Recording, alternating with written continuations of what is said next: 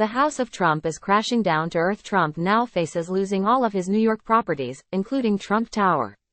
In a pretrial ruling last month, Judge Arthur Engoron found that Trump, Weisselberg, and other defendants committed years of fraud by exaggerating the value of Trump's assets and net worth on his financial statements, the Associated Press reported, and as punishment, Engoron had ordered that a court-appointed receiver take control of some Trump companies. That could put the future oversight of Trump Tower and other marquee properties in doubt, as former President Donald Trump's fraud trial in New York City entered its second week. His defense team attempted to argue that the exaggerated size of his Manhattan penthouse on financial documents was a minor mistake. A question could be asked what else Trump might have exaggerated. On Tuesday, the former president's longtime finance chief testified that it was simply an error, even as he acknowledged the apartment's accepted size in a 1994 document was 10,996 square feet, significantly smaller by nearly a third of the bloated 30,000 square feet that Trump is alleged to have falsely claimed for years on financial statements. Those documents were subsequently provided to banks, insurers and others that were used to make deals and secure loans.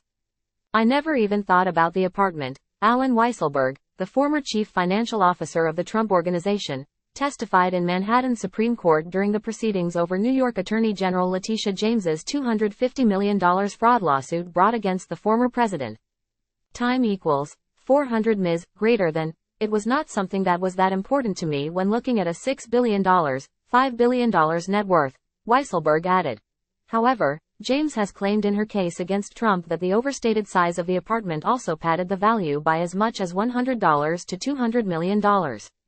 Time equals 400 Ms. greater than. The allegation is one example the AG claims was part of a decade-long pattern of pumping up the value of Trump assets on yearly statements of financial condition.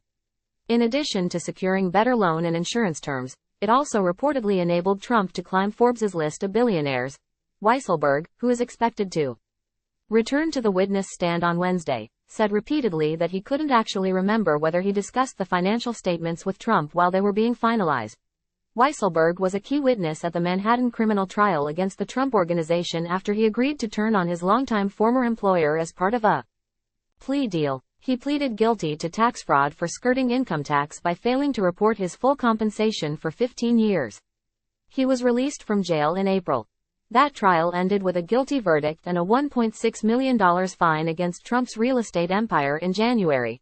The former CFO further testified this week that he reviewed drafts from a 30,000-foot level, but only paid special attention to something very important to Trump: the descriptions of his properties. It was a little bit of a marketing piece for banks to read about our properties, how well they're taken care of, that they're first-class properties. Weisselberg explained and added that Trump scrutinized the language used in such descriptions very closely. He might say, don't use the word beautiful, use the word magnificent, or something like that. Size matters. Weisselberg testified on Tuesday that he only learned of the Trump Tower penthouse size discrepancy after a Forbes magazine reporter pointed it out to him in 2016. The former CFO said he initially disputed the magazine's findings but said he couldn't recall whether he directed anyone to look into the matter. In 2017, a Forbes expose found that Trump had acquired the triplex apartment, which included sections of floors 66 to 68 when the building opened in 1983. At the time it was 6,096 square feet, and a decade later was expanded after he merged two additional neighboring apartments. The end result is 10,996 square feet of prime Manhattan real estate, a massive residence, no doubt, but much smaller than what Trump claims to own. No records filed with the city indicate that he has added or shed square footage in the years since, the magazine noted. Forbes also reported earlier this year that its reporters had been scrutinizing various aspects of Trump properties for years, and its latest look at Trump Tower actually uncovered 3 new pieces of potential evidence, including that property records showed the real estate mogul had been lying about the financial performance of the building since it first opened in 1983, and that Trump further lied about the square footage of the office and retail base of the property, which was in addition to his exaggeration of the size of the penthouse. The financial magazine claimed portions of a 2015 audio recording, released here for the first time, prove that Trump was personally involved in the efforts to lie about the value of Trump Tower's commercial space. Trump now faces losing all of his New York properties, including Trump Tower. In a pretrial ruling last month, Judge Arthur Engoron found that Trump, Weisselberg, and other defendants committed years of fraud by exaggerating the value of Trump's assets and net worth on his financial statements, the Associated Press reported, and as punishment, Engoron had ordered that a court-appointed receiver take control of some Trump companies. That could put the future oversight of Trump Tower and other marquee properties in doubt. Time equals 400 ms. Greater than yet. Even if Trump loses his properties, he could see a win. As previously reported, Trump has claimed his legal troubles are part of a witch hunt, and his supporters have largely rallied around him. He might lose Trump Tower, but could win the White House, and for Trump that might be a fair trade.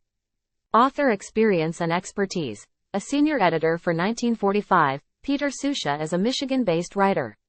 He has contributed to more than 4 magazines, newspapers, and websites with over 3,200 published pieces over a 20-year career in journalism.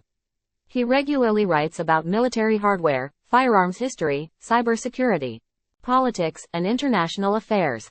Peter is also a contributing writer for Forbes and ClearanceJobs. You can follow him on Twitter, @PeterSusha.